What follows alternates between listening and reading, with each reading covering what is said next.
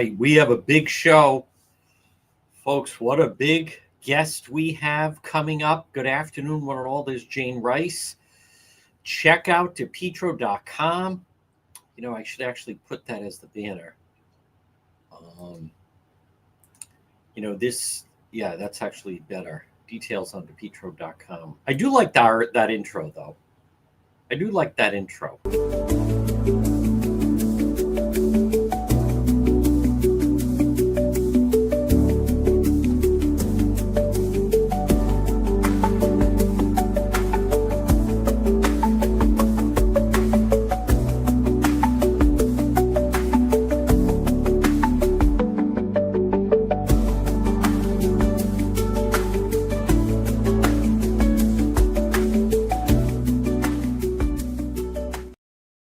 Is going to work.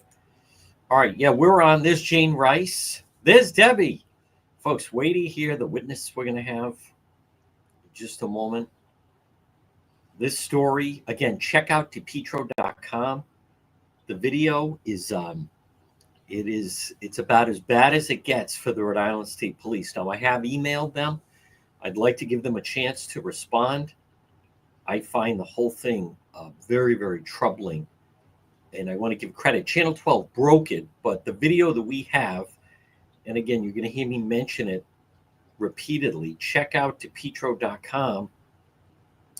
And we have the witness who was then waved off by the state police.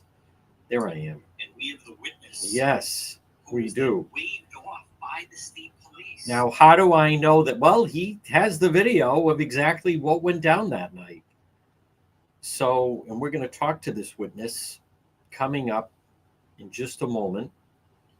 And we're going to walk through the whole thing. I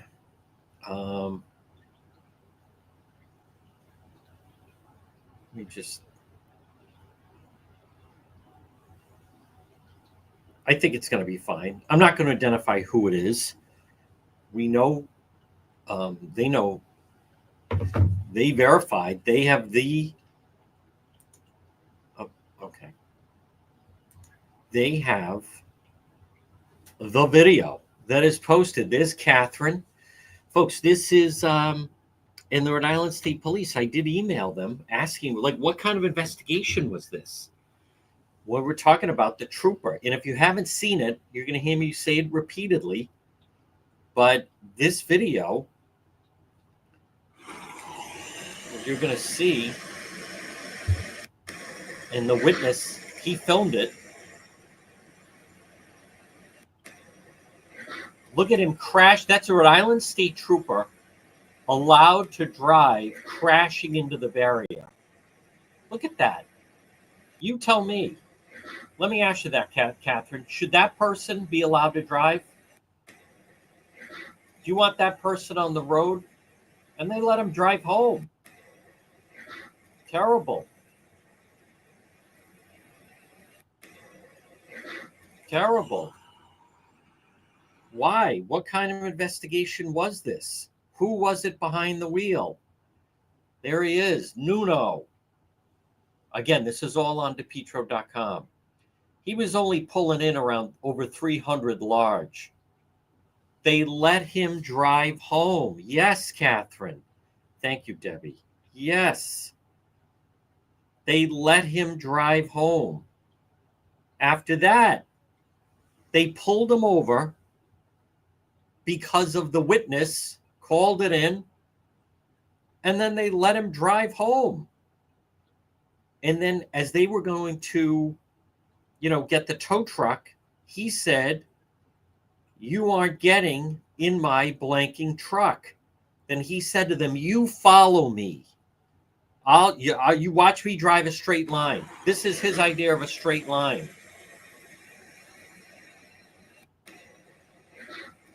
Rhode Island State Police.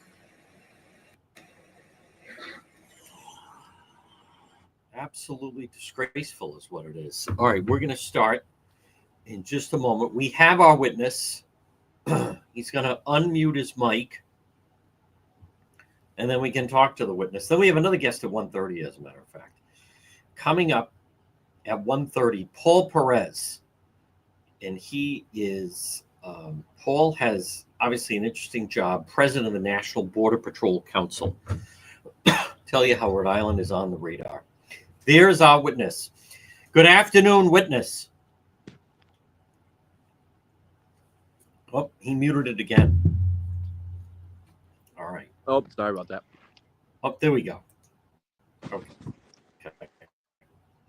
You know, we're going to be live in just a couple moments, but you and I can walk through just so I understand the story. I'm probably going to have you tell the story twice, witness. You did send me those videos. You're the real deal.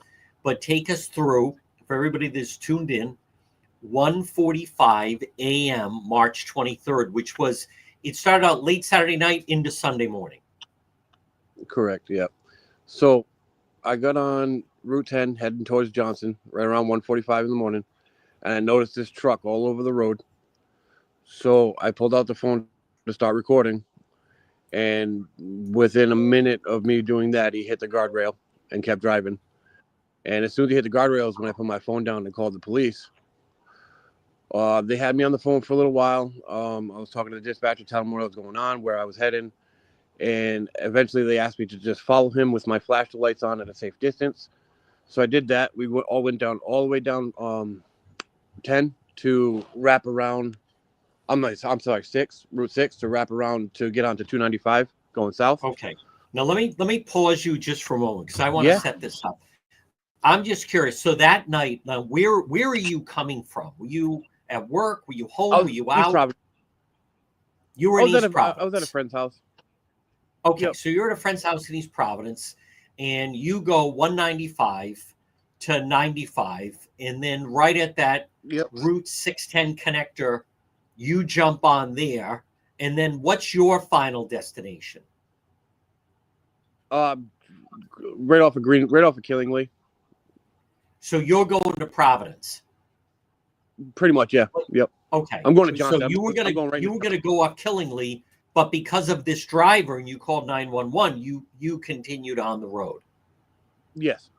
Okay. So you initially you were not going towards the airport down 295 South. No. Okay. So take us, just so I understand the route. As your 610 connector, where do you pick up this vehicle? Are you gonna at 295? Do you then follow 6 around? I see, towards Hartford Avenue, and then both of you continue. The truck is going to pick up 295 South off of Correct. Past like the Hartford Avenue projects, and then that goes into Johnson Killingly. Okay, and then you continue that way.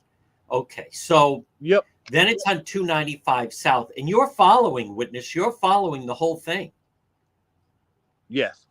So at one point, right before we got on 295, I did go by a state trooper that was on the side of the road, and I started beeping my horn and flashing my lights to try to get his attention, and he just sat there like I didn't even exist. That is unbelievable to me. Do you remember where that was? Right before we do the wraparound onto 295, right at the end of 6. Wow. And what I don't understand is why dispatch didn't immediately, like that trooper should have picked up the truck and you immediately as they were going around there.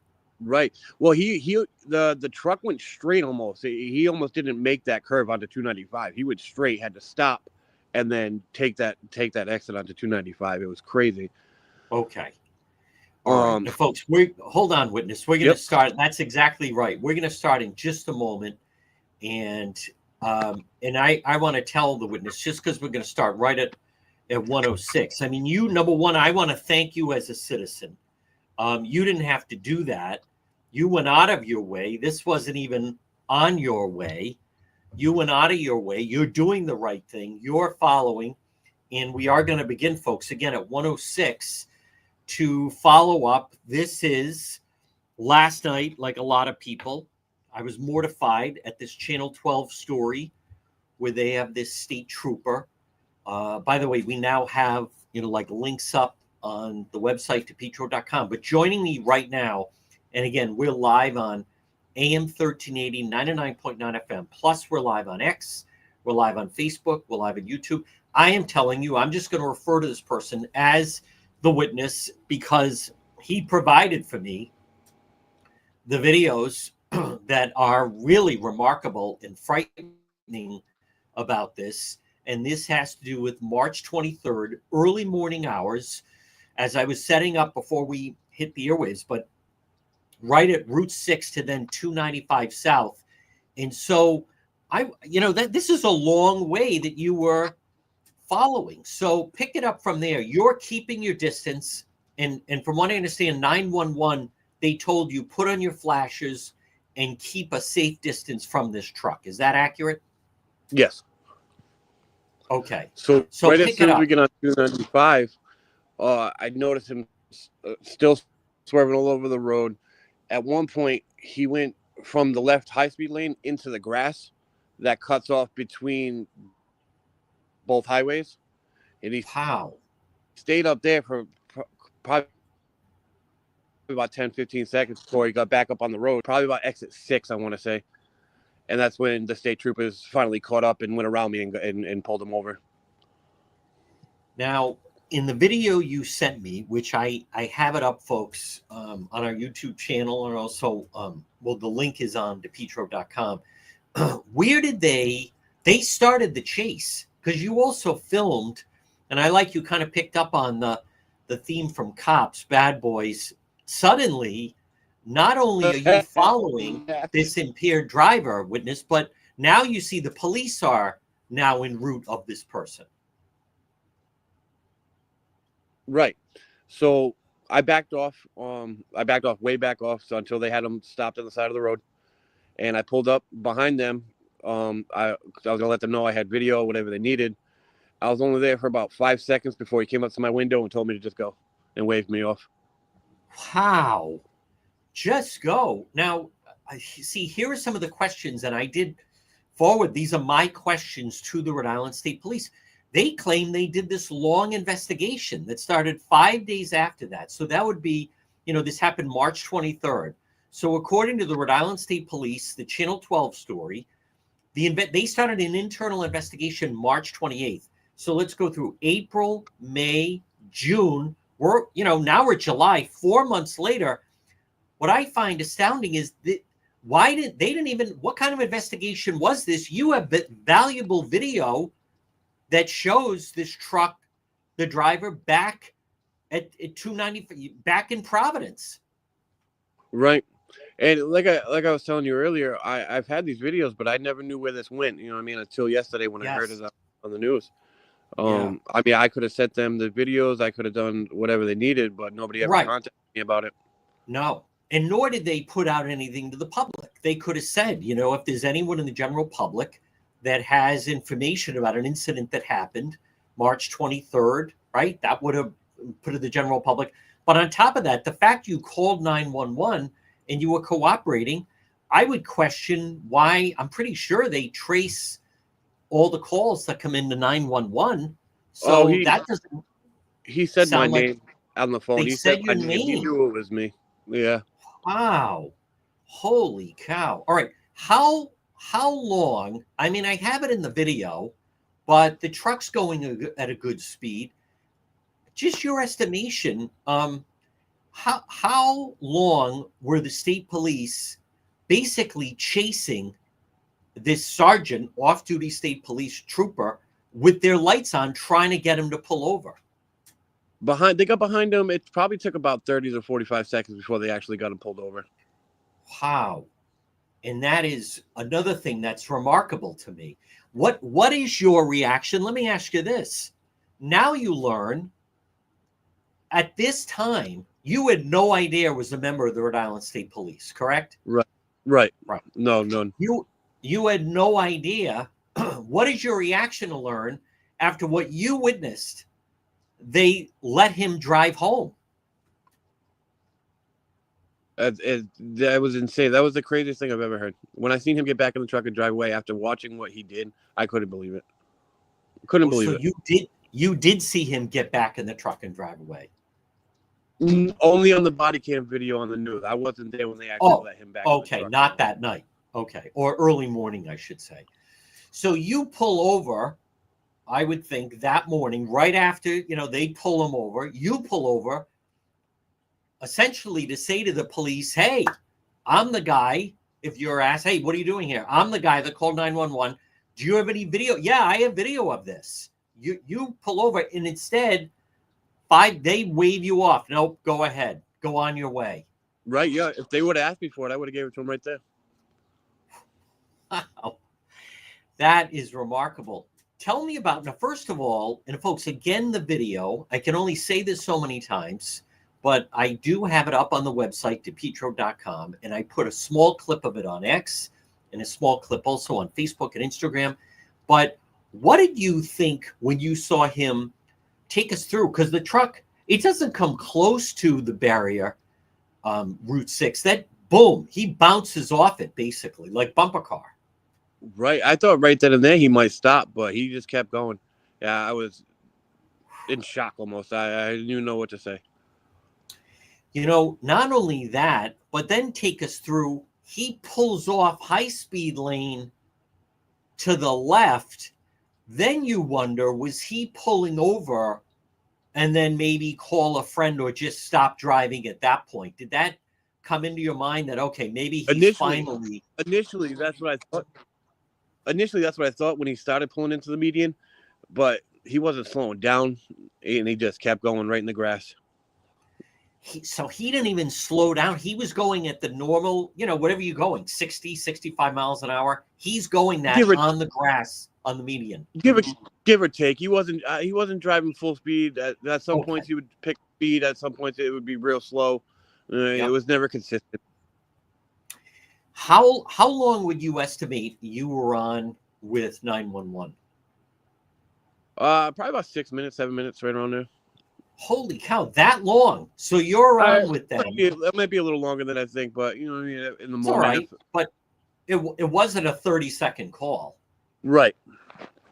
Were you giving, were they asking you for your bearings, like where are you right now? Keep it, because they said keep a distance, but put your flashes on. Yeah, they were asking me where I was, exits and things like that. And at the time, I'm not gonna lie, I knew where I was, but I couldn't get it out right because I was just, one of those moments. But I was like, I'm on 295 heading towards Warwick, right up, just past exit 7, going towards exit 6. You know what I mean? And then at one point they were like, all right, we're gonna catch up to him. Just keep your flashes on and follow him at a safe distance. And then we got off the phone, and that's when I picked up the recording again. Okay. And when the state police went past you on 295, now you have your lights flashing. Do they give you a thumbs up? Do they acknowledge, like, hey, we know who you are, or anything like that? No, nothing like that. Nothing like that. But what also is surprising, you're following. Now, we've learned now it was an off-duty state trooper, sergeant. He's riding along. You've seen him literally bump into the side. He's all over the road. As you have your flashes on, you go past a state trooper who's pulled over, and both the sergeant's vehicle, the truck, and then your vehicle. By the way, do you know what type of model and truck was he driving? It's really like, is it more like an SUV or is it a truck? No, it was a pickup truck. Pickup truck. Okay. A black GMC pickup truck, yeah. GMC pickup truck. Both of you go past.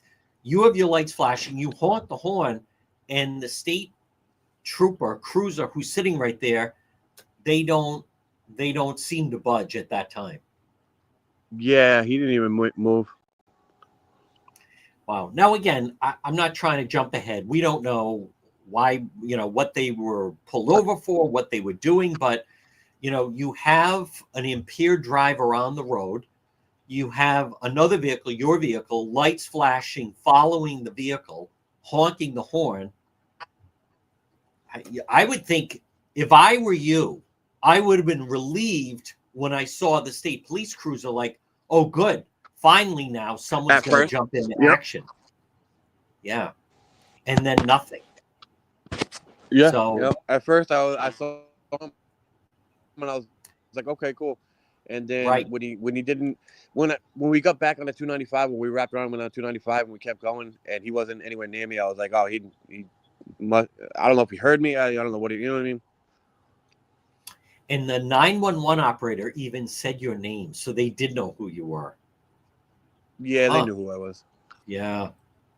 Well, again, folks, this is an eyewitness. I want to thank you as a fellow citizen and motorist. You did the right thing. You did all you could. That was not even the route you were going. You could have just said best of luck and gone on your way and just ignored it. Let me also ask you, what is your reaction hearing this was the second night in a row that apparently this happened? Insane. That's crazy. That's crazy.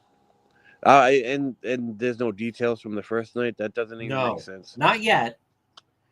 I agree with you. You know what's so appalling about this witness is after that night, the first night. So this happened early Sunday morning. So when they say it happened the night before, this sounds like it was like a Friday night into Saturday morning, then Saturday night into Sunday morning. You would think someone in the state police calls this sergeant and says, you know, hey, listen, like, what was that all about? And that better never happen again. Some kind of a warning, something like that. Instead, there he is the next night. I want to stress, as you're following this truck, you had no idea, young, old, white, black, male, female. All you know is you see a pickup truck who's all over the road. Right. Yeah. Right. I had no idea who it was. At the point after he hit the guardrail, it didn't matter. He couldn't have. He shouldn't have been on the road. He was going to hurt somebody. Yes, 100%. 2 nights in a row. Witness again. I think you deserve some kind of reward. I want to thank you for everything that you did. You did the right thing. The system did not operate properly, but I want you to know I also don't blame you for saying I don't want to step forward. This was hardly an investigation worthy of the Rhode Island State Police, but I want to thank you for reaching out to me, and I also want to, you know, say thank you for what you did that night. You did the right thing. Rhode Island needs more people like you. I appreciate it. So, all right. We'll talk later on. Thank you so much. Okay. All right, folks. There is our eyewitness. Now, for those that are just tuning in, I'm as appalled as anyone. And then the more you learn about it, I also want to address, you know, I sometimes get these people that say, gee, I thought you were back the blue. Not in a situation like this, not in a situation where you have this type of scenario playing out. So this is a complete breakdown. So I did email the Rhode Island State Police. I'd like some details. And they basically akin to, well, you know, we gave a statement to Tim White. Well, Tim White is almost like an extension of the Rhode Island State Police. I have my own questions for Channel 12. They had Governor McKee in studio yesterday at whatever time, 4:30. Didn't even ask him about it.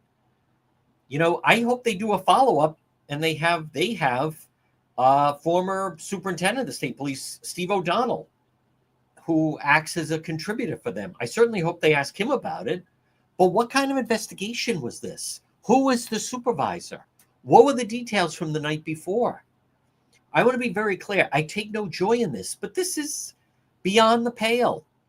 And when, you know, the drunk officer, and according to the state police, he reeked of odor of alcohol.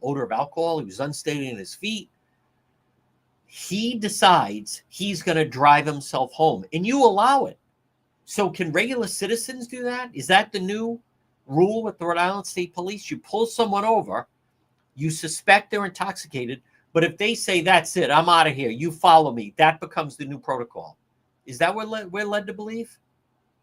Folks, so this portion of our program brought to you by PR Landscape Materials and Garden Center, 3688 Quaker Lane in North Kingstown. Remember, they have fresh corn. They also have delicious fresh vegetables. They have fresh peaches right off of Route 4. You're coming back from the beach. It's PR Landscape Materials and Garden Center, full-scale nursery. They have a great Facebook page. Now, I mentioned it's all on the website, depetro.com. That is where we have the video posted. And I have the statement from the witness as well. And we're going to do a follow-up story on this. So why didn't they interview the witness? Why didn't they say, what video do you have? Here's my question for the Rhode Island State Police. Why do I have the video of that night and you don't? Folks, just appalling. This portion, check out the website, depetro.com, brought to you by the Coesit Inn, 226 Coesit Avenue, West Warwick. Lunch, dinner, drinks in the lounge. Don't forget they have the chef's menu, chef specials, excuse me. And they have specialty items. If you're Polish, they have great items in their market at Coesit, and plus fresh pierogi, the Coesit Inn. Thank you, Debbie. It is, this is one of those stories. It's getting worse, not better. And, well, we already sent a statement to Tim White. Well, I don't work with Tim White. I respect the story that he did, but I don't work with him. I'd like my own statement. I have my own questions. Why did Governor McKee sign off on this? Apparently, the governor had to sign off on it. What kind of investigation is this? 5 months? 5 months, and they don't have the video of him all over 295? Unless, maybe they say, well, we were able to, and I'm guessing now, pull it off some of the DOT cameras. But wouldn't you want all the video? What kind of investigation was this? Why didn't the state police want to talk to a witness? Why did they wave off the witness right away? Would that be tolerated? We know the answer. Would that be tolerated? I want to be very clear. Do you see the damage one bad apple, a cancer, can enact on the entire police force? This is pathetic. And then, of course, now the supervisor on that night, he decided to retire early, and now they forced this guy out. This trooper, by the way, all over the road. Check depetro.com. He was pulling in $314,000 a year as a member of the Rhode Island State Police. Was that all legit? Is that why he feels there's no accountability? Folks, this portion of our program brought to you by Propane Plus. Call them today, 401-885-4209. In Massachusetts, 508-252-3359. Propane Plus for all your heating and cooling. You just type in your zip code. You can go online at propaneplus.com. Residential or commercial, you can depend on Propane Plus. And online at propaneplus.com. Governor McKee signed off on this. How come? I'm not trying to attack Channel 12. It's a good story by Tim White. But Governor McKee was on Channel 12 yesterday. They didn't ask him about it. Their lead story at 5 o'clock was this story, Tim White's story. McKee is on set with Kim Clooney, and at 4:30, they don't ask him. I repeat, who was the supervisor? Who is the supervisor that retired early? What were the details from the night before? 2 nights in a row? 2 nights in a row. How many times was this trooper doing it? Whatever his last name is, Vasquez. Now, if you log on to depetro.com, let's do it right now. You scroll down, and there it is. Exclusive passerby video of state police trooper who was allowed to drive drunk. He was. They allowed him to drive drunk. They allowed him. You can see the video right there. You play the video, and then it plays for you. There he is hitting the barrier, and then you even see the police chase. And then we have the statement from the witness, and there he is. Nuno Vasquez made $313,000. Yeah, I'm sure that's all legit. Yeah, I'm sure he's not someone that may have taken advantage of the rules. This colonel of the Rhode Island State Police, and I don't come to it lightly. Why is this allowed? There's so many questions that remain with this. Starting now with, why didn't they talk to the witness? Why didn't they want the video from the witness? Who was the supervisor that night? Why did this happen the night before? 2 nights in a row. What is the protocol here? How about the state troopers were turning off their microphones? Sidebar, that's code for shut off your microphone. What exactly is going on with the Rhode Island State Police? Now, we know that Governor McKee has destroyed education. He's destroyed the private sector. No businesses want to come in, no jobs. He's destroyed infrastructure. The entire state is under construction. The bridge is a complete disaster. And now we're learning he's also destroyed the Rhode Island State Police. What should have happened? Well, that the night before. This was 2 nights in a row. Why should he be treated any differently? Is that what we do? Is that the new rule? Rhode Island State Police, they're allowed to drive drunk. The second night, why did they not want to talk to a witness? Why didn't they want any video? Why did they allow him? They pulled him over. They could tell through his behavior and the fact he reeked of alcohol and the fact that he was unsteady on his feet. My question remains, why did the Rhode Island State Police allow him? They suspected he was impaired. Why did they allow him to drive home? Who is the supervisor that gave the okay? Why did the investigation start 5 days later? According to Tim White in Channel 12, the investigation started 5 days later. Why would that be? So this happened in the early morning hours of Sunday, March 23rd. So Monday's the 24th, Tuesday's the 25th, Wednesday's the 26th, Thursday's the 27th. Why did the investigation start Friday? Why didn't the investigation start Monday morning? Sunday morning? Do they work 7 days a week, the Rhode Island State Police? Who was the trooper that watched them go by and didn't do anything? In other words, what exactly is going on with the Rhode Island State Police? And drunk driving, as I've mentioned. Listen, the state has a drunk driving problem, without question. Maybe now we know why the state has a drunk driving problem. So you have a citizen follow the vehicle, put on his flashers, do exactly as 911 instructs. You don't want to talk to that person. You don't want their video. They don't contact that person. This was a 5-month investigation. Is that what I'm led to believe? 5 months. 5 months. In 5 months, nobody contacted the witness and said, so tell me, what did you see? That nothing. Zero. I contacted the Rhode Island State Police. Well, we already gave a statement to Tim White. Oh, is that what you're going to tell Channel 10? Is Tim White now the spokesperson for the Rhode Island State Police? Off-duty Rhode Island trooper ousted after leaving DUI stop. Disgraceful. Arrested one of their own. Months-long investigation. Well, what kind of investigation was this? They didn't get all the video. Weren't they? Did they want all the information? Former Sergeant Nuno Vasconcelos of Johnston. 2 misdemeanors. Not charged with drunk driving. Forced to retire. State police responded 911 calls. A person driving erratically. One witness reported he hit a highway barrier, kept going. We just talked to the witness. How come the Rhode Island State Police didn't talk to that witness? Folks, we're going to come back to it. But as you know, ICE has been in the news in our area. ICE is fighting a battle.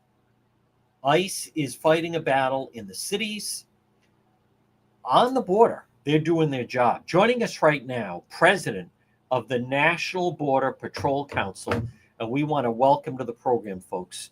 It is the legendary Paul Perez. Good afternoon, Mr. President. How you doing, John? Good to be with you. Very well.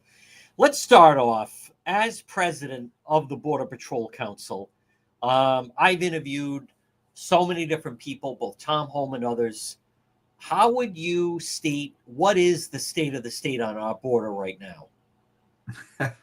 So it's great. As far as the border, we've gained control of the border. It's completely the opposite of what Biden left us. It only took President Trump a few, I would even say a few weeks. It wasn't the full month to completely change the dynamics on the border for the better. And so right now, compared to where we were last year, we've got 0 people coming in as opposed to tens of thousands coming in each day. So it's a lot better now than it ever was. Paul, what is the difference? What is being done now that was not being done a year ago? He put the policies in place that worked. He ended catch and release. He stopped the CBP One app, which was allowing people to set appointments to come in and be released to hearings they were never going to attend anyway. But it was simple policy changes. He allowed our agents to get back on the line and actually protect the border, which is the job that we all wanted to do and should have been doing all along. How would you describe when people hear about the border? And again, I've interviewed ranchers, I've interviewed fellow members of your border patrol, sheriffs. Right now, when you look at and deal with the border, how does the border in, say, California differ from the border in Texas and Arizona? Well, so you've got different aspects of the border. So in Texas, we mainly have the Rio Grande River, which separates the U.S. and Mexico, whereas along San Diego over to New Mexico, you've got a land-based border. So there are different dynamics. We've got a wall where we need it. That's one of the things President Trump he talked with the frontline agents to find out exactly what it is we needed and where. So you've got the wall, you've got the military, you've got zones that are trespassing zones where the military can make apprehensions and arrests. So you've got different dynamics working for us in our favor that are able to allow us to control how illegal immigrants can attempt to enter the border. Paul, one thing that I've noticed is we don't see the reports of these huge caravans heading towards the border anymore. Policy changes again.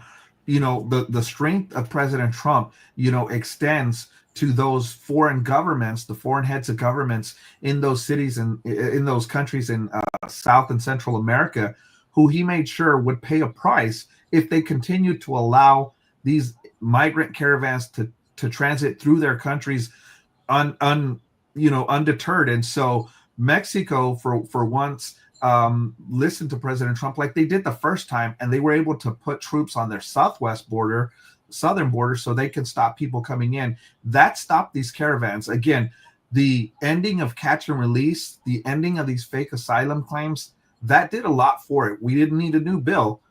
He got it done through policy and power. How's the morale with Border Patrol? It can be up and down. Those were some difficult years under the Biden administration.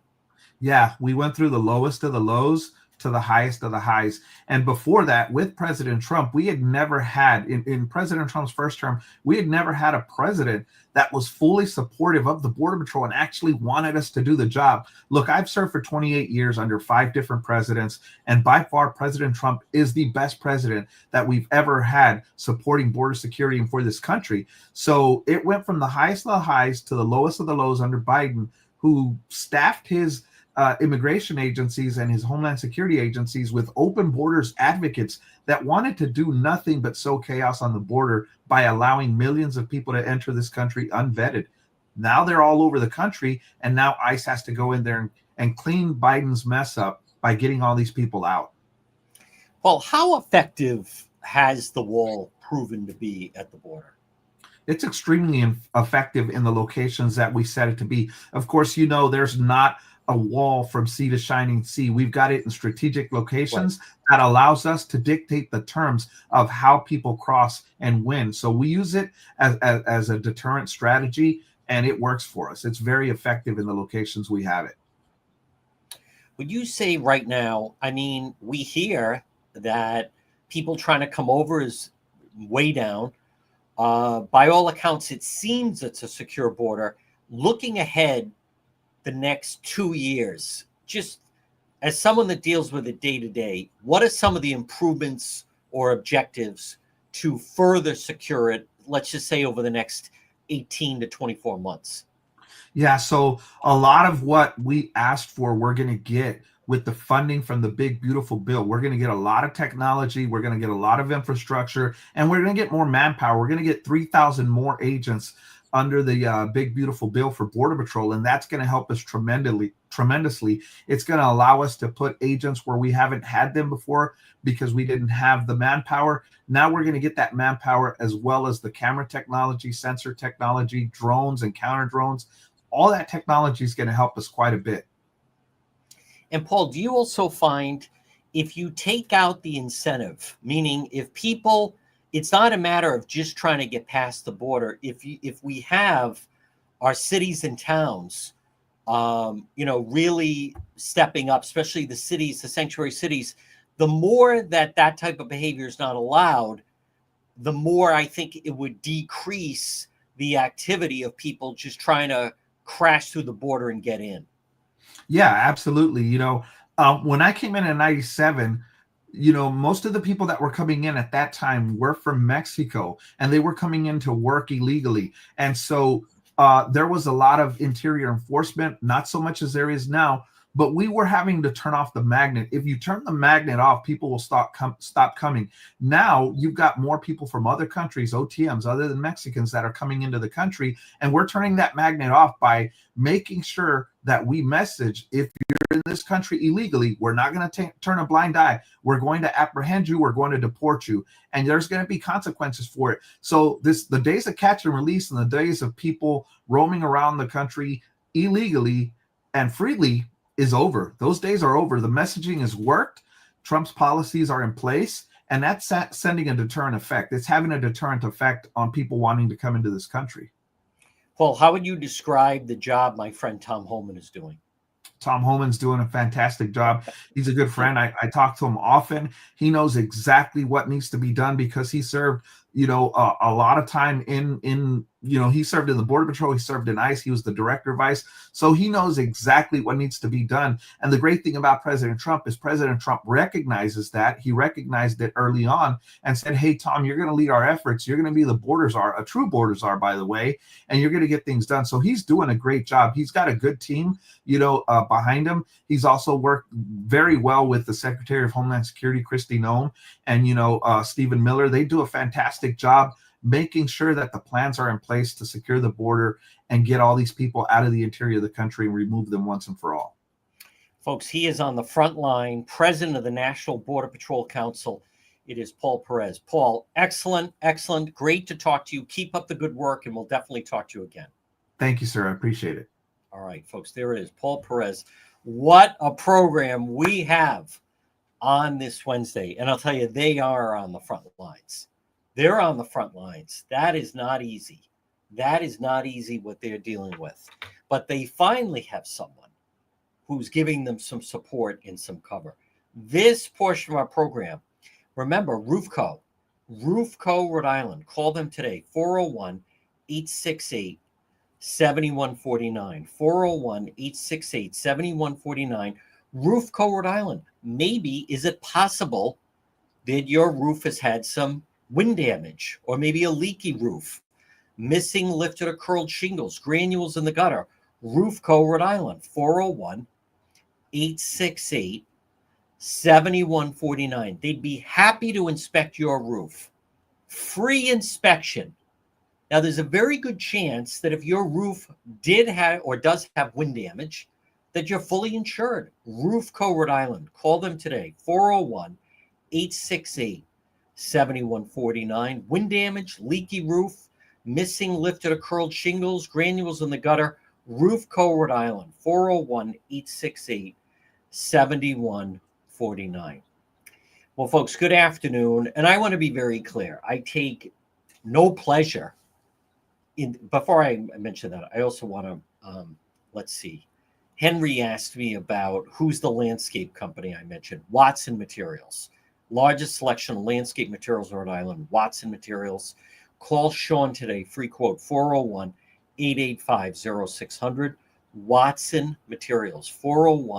401-885-0600. Landscape lighting, pavers, retaining walls, natural stone, cobblestone, decorative stone. Watson Materials, the most complete selection of landscape materials in Rhode Island. 401-885-0600. As I said, listen, I take no joy in this Rhode Island State Police story, but this is another level. This story just keeps getting worse and worse. I've yet to see anything done or said by the Rhode Island State Police where I would say, good, someone's taking action. Zero. I think it's getting worse. Why didn't they talk to the witness? Why do I have to find the witness? Why do I have to post the videos? And we did post them, and we did talk to the witness. And I'm going to edit that together and post it. It's already posted now. You'll be able to, when this after 2 o'clock, you can find this on YouTube or Facebook. What is going on? This state police sergeant, do you understand? He clearly, I don't think I know this individual. He clearly does not care about the Rhode Island State Police, because look at the damage done when you start to bend the rules. And this is, you know what? I was speaking with a member of law enforcement earlier, and what a friend of mine who's a police officer said, it's one thing, for example, look at Hanley in Providence, right? He's out on his own. He starts fighting with this guy. He's punching him, everything. But he's just a lone wolf out there doing this stuff. This, over 2 nights, according to the Rhode Island State Police, not 1, 2 nights, back to back, this guy, this sergeant, is all over the road and seemingly intoxicated. So it's bad enough it happened the first night. On the second night, when they said to him, we're going to tow your truck, they were right. That should have been the right move. He should have been given the breathalyzer. I don't care that he's a sergeant with the state police. Do you see the video I posted of him crashing into the barrier? Do you hear what the witness was telling us? He's driving on the grass in the median. But it's that moment when he storms out, he is suddenly in charge of the scene. No, you're not towing my truck. The supervisor on duty allowed them to let him leave. They should have taken his keys. No, you're not. We're towing the truck. Too bad. He put them in that position. They didn't do him any favors. Look at the damage this guy's doing. And the fact it took 5 months, 5-month investigation. Who investigated this? Helen Keller? 5-month investigation. They don't even talk to the witness. Did they not want to talk to a witness? They don't even get the video. They don't even get a statement. Absurd. Ridiculous. Folks, in some of these cars, I thought you were, I am back the blue. I'm back the blue when they're doing their job. When they're criticized. Oh, okay. There you go. Yep. A few troopers reach out saying, I'm an idiot. Yeah. Yep, I am. Who is it that let him drive drunk? Who is it that let him drive drunk? Oh, that would be the state police. Is that the attitude? What kind of investigation was this? Ridiculous. That was a moment. Someone needed to step up. The video's the video. Listen, has no bearing on me. After what you did with Karen, oh, here we go. It always leads back to Karen Reed with this crowd. Hey, listen, this is way worse than anything Proctor did. Way worse. He could have. Why are they making exceptions? What happened the night before? Not even going to entertain that. Ridiculous. Has no bearing. Hey, listen, they should have. That truck should have been towed. That truck should have been towed. You're dealing with someone that had no regard for the state police. None. No regard for the state police. And look what they were pulling. Folks, this portion of our program brought to you by Quality Asphalt Seal Coating. Call them today, 401-283-9815. Screw you, Coogie. 401-283-9815. The state police are always right. No, they're not. No, they're not, Cougs. No. In that case, that state police trooper should not have been driving. No one's going to tell me differently. We can all see the video. No, that is moronic. What, 2 nights in a row? No, a joke. Folks, quality asphalt seal coating, 401-283-9815. They'll epoxy garages and patios, decorative concrete flooring, pickleball, tennis, basketball.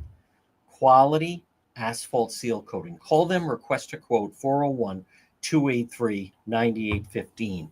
This is not a matter of back the blue. It's not a matter of that. That is embarrassing. That video is embarrassing. That trooper has no regard for the state police. If he did, he wouldn't put his fellow troopers in that position that he put them in. And apparently not 1 night, 2 nights in a row. Again, I repeat, what type of investigation was that? 5 months? They don't talk to a witness? They don't get crucial video? They want to just, what, strike out? Who was the supervisor that said, that's okay, just let him drive home? So is that the new rule? When police pull someone over, so is that the new policy? Just let them drive themselves home. So if someone gets pulled over on suspicion of impaired driving, if they announce, you're not towing my vehicle, so then that's how it goes. You then just, oh, okay. In that case, we'll just let you drive. Is that how it works now? Insane. No, wrong. And that, the colonel has failed. Listen, I get it. That was a moment of truth. We don't know that. I don't know that. They don't even reveal that. Where was he coming from? Apparently he lives in Johnston. I have no idea. But so that's the way they operate. But now I have a problem with how they did the investigation. How did they do? What kind of investigation is this? Why don't you want to talk to witnesses? Why did they wave off someone? Hey, I was following him. I have video. All right, move along, buddy. On your way. That doesn't sound like much of an investigation. Folks, it doesn't take much to have something and confidence in something destroyed. Governor McKee signed off on it. Why did he sign off on it? Did he know it was 2 nights? Did he know that what kind of investigation was this? That they didn't talk to people or look at some of the video available? Why was that trooper allowed to drive himself home? It should not have been tolerated. And let's go a step further. What if he had slammed into someone on the ride home? Do you understand the liability at risk here? The judgment is way off. This is also, police are a paramilitary organization. So a supervisor, maybe the supervisor should have gone to the scene. A supervisor would outrank an off-duty sergeant. And he's supposed to follow the order and take the order. And he's the one that turned it into that. And let me also address this business of back the blue.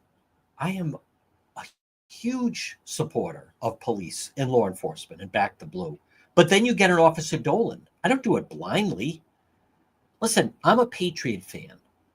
When the Patriots play, if they're ahead, I'm rooting for the Patriots. If they're down 21-3, I'm rooting for the Patriots. That's different. I don't just say back. No. From Pawtucket. No, I don't. So certain people should be Lawrence. That you follow. He's one. I don't just blindly follow, but a logical person does. We're talking about you support law enforcement when they're doing their job and doing it correctly. Not this. This is the opposite of correctly. Folks, remember, serve Pro or Providence.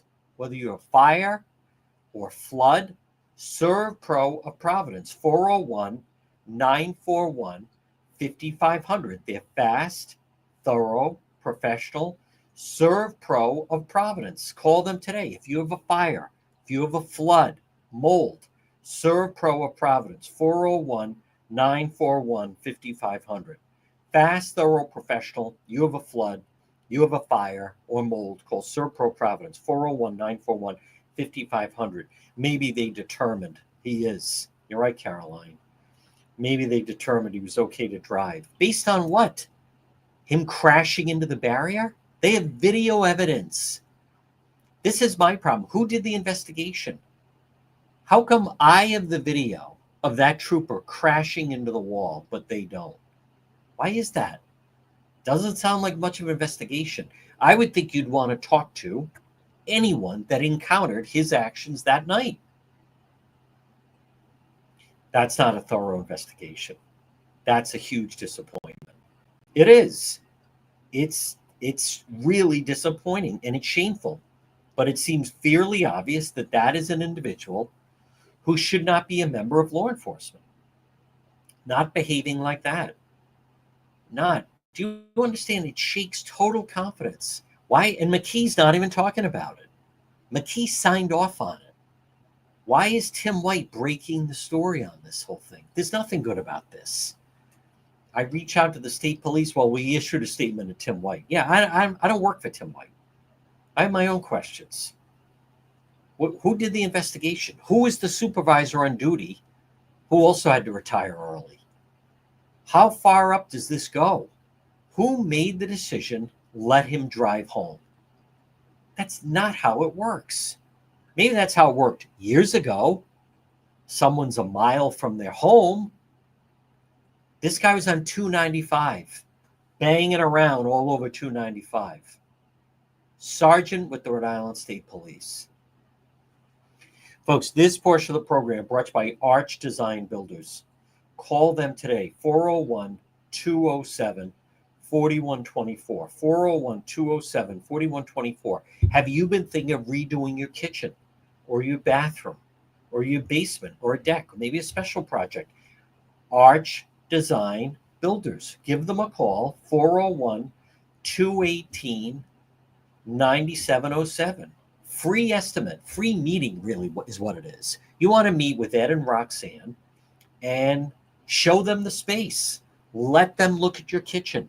Let them look at your bathroom or your basement or deck. Maybe you want to enclose your home. Maybe you want to open up your home. ARCH, Arch Design Builders. Call them today. Set up that free meeting, 401-218-9707. They do fantastic work. Well, I mean it, folks. A story like this, I hate a story like this, but I'm not going to ignore a story like this. And as I said, I give credit to Tim White, Channel 12, who broke the story. I think there's more to come out with the story.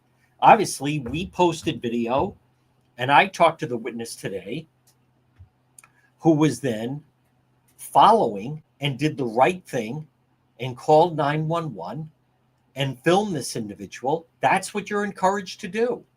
Stayed at a safe distance, had his flashes on. I still think there's a lot of questions about this whole thing. A lot of questions about this whole thing. And it goes up the chain. See, this whole business of we're just going to let them, the supervisor, we're going to let him put in for retirement. This guy, this sergeant, we're going to force him off the force. And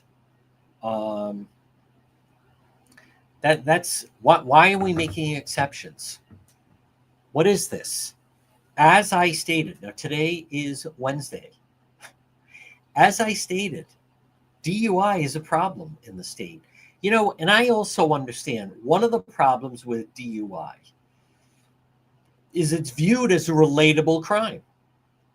And that is a problem because so many people say, you know, that could have been me. There was one night in college. There was one night I went out after work. We didn't have anything to eat. You know, I got home, blah, blah, blah. It's, you know, someone who is stabbed to death, not seen as a relatable crime.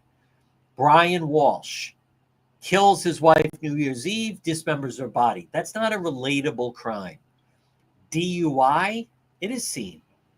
You know, when I posted the Westerly police going through, someone suspected of it, you had all these people, oh, take that down, let her go. Look at her. She's in a bathing suit. Let her go. I don't know what to make of that. But there's so many problems with the state police. And they have protocol set in place for these types of situations. And it started the first night. That apparently this sergeant was stopped. And they let him go. And what does he do? He turns around and does it again the next night.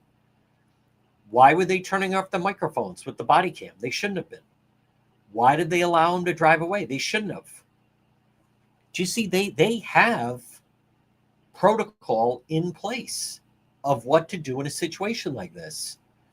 My question would be, did they follow the protocol? If they didn't follow the protocol, why didn't they follow the protocol?